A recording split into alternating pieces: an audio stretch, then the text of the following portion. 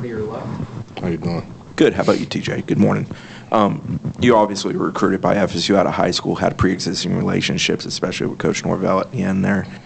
Did that play a role in your transfer decision? Did it make it easier in your transfer decision? And when you came here the second time, what stood out to you? I'd definitely say that played a major role in my decision. Coach Norvell and his staff actually got to FSU towards my senior year of high school, so it was a little late in my high school recruiting. And within I'll say, it wasn't even a year, the few months that he was there before I decided to commit and go off to college, I made a great relationship with him and the staff. So I feel like it might not have been the right time then, but that played a big role in why I'm here now, and I feel like it's the right time now. Next will be Essen, second row on your left. In your recruiting process, what was your relationship with, like you mentioned, Norvell, but also Alex Atkins? What have you learned from him so far, and what's been your time in here so far? Me and Coach Atkins have had a great relationship since I was in high school. So we built that up then, and now it's just getting stronger and stronger by the day. I'll say he's a real personable guy, so anything away from football that I need or just need to talk, I can hit him up. Then when it comes to football, he's a real straightforward guy. He's not going to make you any promises. He's not going to tell you that you're going to do this and you're not. It's like everything's got to be earned there, so I respect that about him. Stay on the left side, go to the third row for Jordan. Hey, TJ, last year Florida State ran a rotation with their offensive line. Has Coach Atkins talked to you at all about that, and what do you expect your role to be in the upcoming season? I haven't talked to him about it. Me and the rest of the offensive line, we're just out there every day doing everything we can. We just want to be one unit. Whoever's on the field at the time, I know how we've been talking, whoever's on the field at the time, we're going to all do the best we can, give everything we got to try to be the best offensive line in the country. So. Okay, we'll go back to Chris on the front row. What position do you expect to line up at, and what are your strengths and skills at that position? I feel like I can play anything interior, so either guard or center. And yeah, I feel like my strengths are my athleticism, playing through the whistle, whatever the case. So whatever the team needs from me, I'll be here to give it to them. We'll come over here to the second row on your right for Ira. Did you know any of these guys in this offensive line room before you got here, and what's it like been just getting to know them now? Before I got here, the only person that I knew was Keandre Jones. He's another guy from Georgia. I met him in high school at a couple camps. Since I've been here, I've met a lot of the guys, and it's just like we've all clicked. Everybody got the same goal. So when you have the same goal as somebody, it's easy to relate to them, easy to click with them. So I say that. We'll go back to Essen, second row on your left. Kind of a two-parter since they're related, but you committed on the same day that Mike Norvell was kind of in the topic of the Alabama job. What was his message to you? And then were you kind of shocked by Nick Saban's retirement, and what did you learn from him in your time there? For your first question, Coach Norvell's message to me was just I'm here, with Saban. Yeah, it was kind of surprising, but it's respected. I'll say he gets the utmost respect from me and any other guy that's played for him. Just being in there with him day to day, seeing how he shows up, how he attacks the process at the age he's at, is just respected. You can't do anything but respect it. So, yeah. Come back to Ira on your right. How nice has it been to have some of your former teammates here too? And then if you could talk about Roydell a little bit, what he's like as a player, but also as a teammate.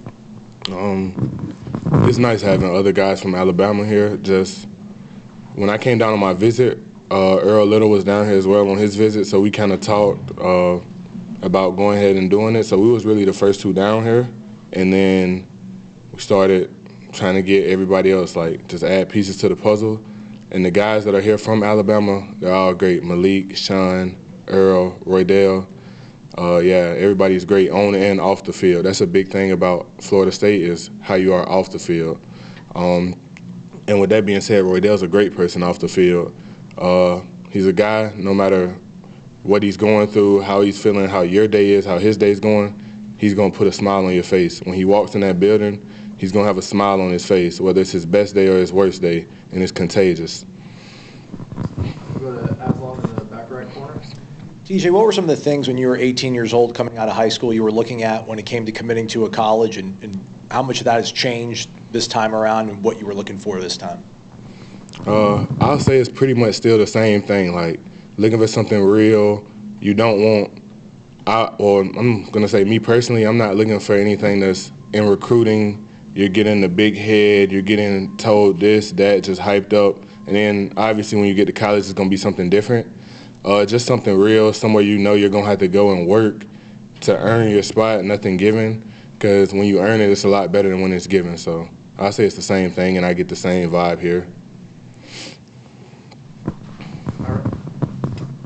I'm sure you would, as much as you played at Alabama, you probably wanted to play more. But what were the practices like? I mean, you hear about, obviously Alabama's got so much talent on defense, and even though you would have liked to been more on Saturdays, what did you get out of those practices? I got a lot out of those practices. I feel like 9 times out of 10, the practices at Alabama are going to be harder than a game when you are at Alabama. So it was fun, man. Just you build up these relationships in the locker room, and everybody likes to look at themselves as an alpha male. So you go out on the field and you just have 11 on offense and 11 on defense. Everybody think they're alpha male, so it's like, who's going to win the day? And no matter who you see on TV, nobody on that team won every rep that they took at practice, so it goes back and forth. It's great battles, and it just iron sharpens iron. We'll go back to Chris, front row on your left. You referenced earlier coming out of high school, this wasn't quite the place for you yet, and is now watching the transformation of this place from afar. What stood out to you about what changed from that high school recruitment to now when you're here? Everything that Coach Norvell and Coach Atkins and the whole staff told me when I was coming out of high school, when they first got here, they've done everything that they told me, and the program has changed just like they told me it would, just by buying into the standard that they've built here. The culture, the standard, everything that they've built here was what they told me coming out of high school, so I can take their word for that, and I saw it firsthand. Just an improvement over the years. Come back to Ira.